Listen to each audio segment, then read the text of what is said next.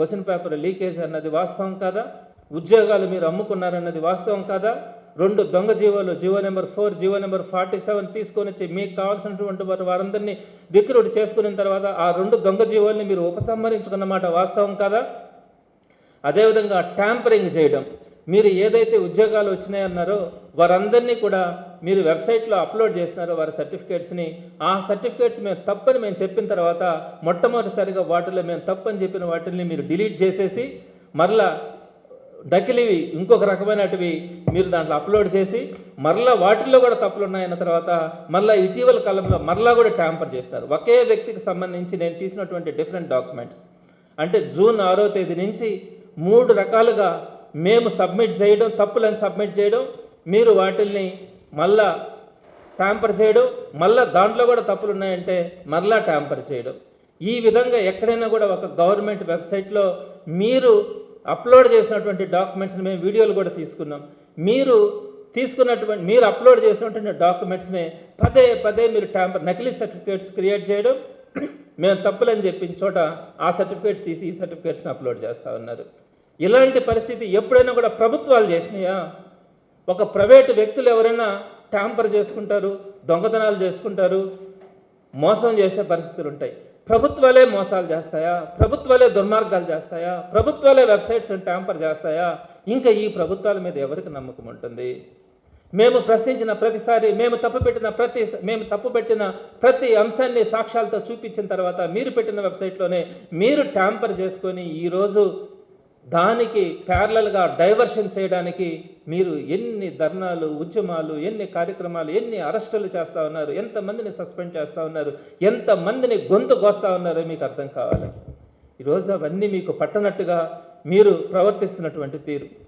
ఇంకొకటి కూడా ఒక్క ఎగ్జాంపుల్ చెప్తాను, అనేకమైనటువంటి ఎగ్జాంపుల్స్ మీకు చెప్పినాను కదా. ఈ సాఫ్ట్ బాల్ అసోసియేషన్కి సంబంధించి ప్రెసిడెంట్గా కోన రవికుమార్ గారు ఎమ్మెల్యే, మీ ఎమ్మెల్యే ఈరోజు సాఫ్ట్ బాల్ అసోసియేషన్కి ఉన్నారు.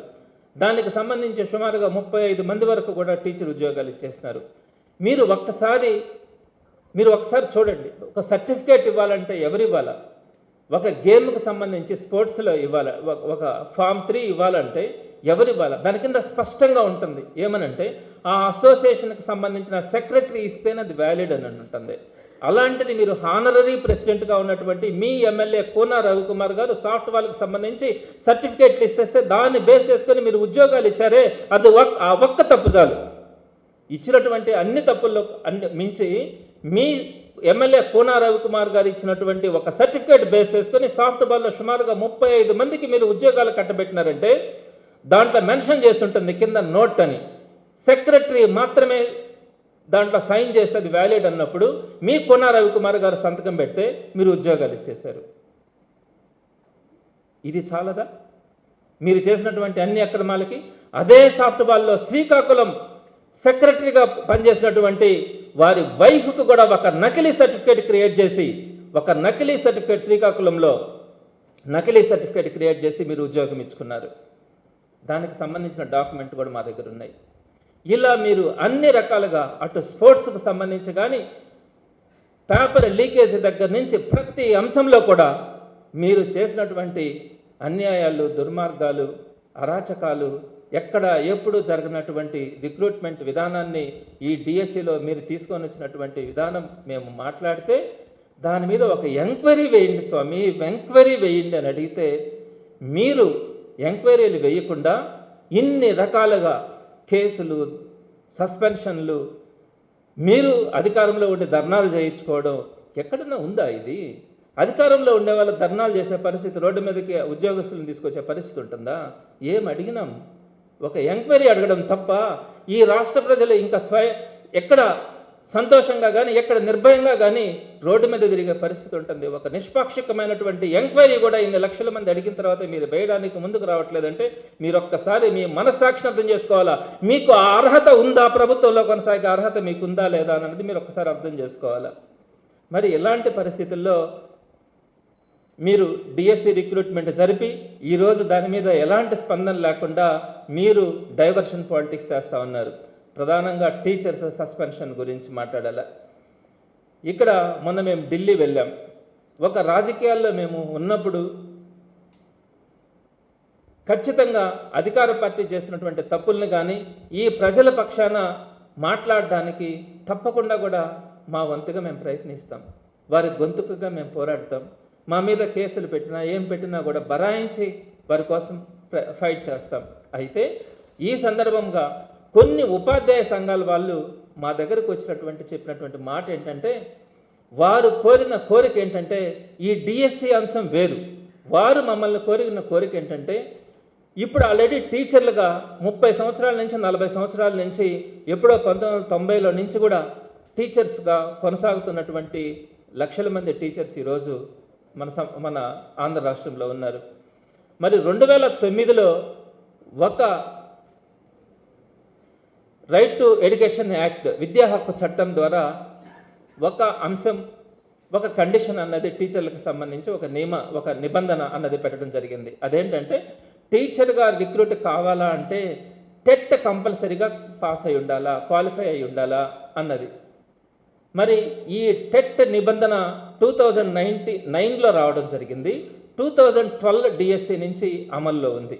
అయితే ఈ కూటమి ప్రభుత్వం వచ్చిన తర్వాత 2009 వచ్చినటువంటి చట్టాన్ని 2009కి ముందు సెలెక్ట్ అయినటువంటి టీచర్లు, అంటే ఇప్పటికైతే 30-40 సంవత్సరాల నుంచి టీచర్లుగా కొనసాగుతున్నటువంటి వారు, 2009లో వచ్చినటువంటి చట్టం దానికి ముందు రిక్రూట్ అయినటువంటి టీచర్లకు కూడా ఖచ్చితంగా ఈ టెట్ని క్వాలిఫై కావాల్సిందే అనే ఒక చిన్నది సుప్రీంకోర్టులో వచ్చినటువంటి వేరే రాష్ట్రానికి సంబంధించినటువంటి ఒక జడ్జిమెంట్ని తీసుకొని వచ్చి ఖచ్చితంగా దాన్ని ఇక్కడ కూడా ఇంప్లిమెంట్ చేయాలని ఈ రాష్ట్ర ప్రభుత్వం మళ్ళా సుప్రీంకోర్టుకి రివ్యూ పోవాలని, కానీ ఏదైతే కేంద్ర ప్రభుత్వంతో సంప్రదించి ఈ నిబంధన కాదు అని చెప్పాల్సినటువంటి ప్రయత్నం చేయకుండా దానికి ముందు టీచర్స్గా జాయిన్ అయ్యి ఇప్పటికీ టీచర్లుగా కొనసాగుతున్న వారికి ఇక్కడ వచ్చినటువంటి ఈ టెట్ కండిషన్ మీరు కూడా టెట్ రాయాల్సిందే అని చెప్పి ఈ కూటమి ప్రభుత్వం వచ్చిన తర్వాత 2025 నుంచి అమల్లోకి తీసుకొని వచ్చి సుమారుగా 1,00,000 మందికి పైగా అంతకు ముందు రిక్రూట్ అయినటువంటి టీచర్ల గొంతు కోసే ప్రయత్నం ఈరోజు ఈ కూటమి ప్రభుత్వం చేస్తూ ఉంటే, ఆ వేదనని మా దగ్గరికి తీసుకొచ్చిన తర్వాత మేమెటు ఢిల్లీకి వెళ్తా ఉన్నాం, మీరు కూడా రండి, మీ వేదనని కేంద్ర ప్రభుత్వం దగ్గరికి, కేంద్ర మంత్రి దగ్గరికి చెప్పడానికి మనం ప్రయత్నిద్దామనే మాటని చెప్పడం జరిగింది. మీరు ఒక్కసారి ఆలోచించండి, ఎక్కడైనా ఒక జీవోని తీసుకొచ్చిన తర్వాత ఆ జీవో వచ్చిన తర్వాత నుంచి అది అమలులోకి వస్తుంది.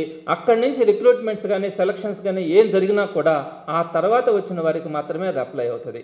అంతకు ముందు సెలెక్ట్ అయి ఉన్నా, జాయిన్ అయి ఉన్నా వారికి ఎటువంటి పరిస్థితుల్లో కూడా అటువంటివి అమల్లోకి రావు.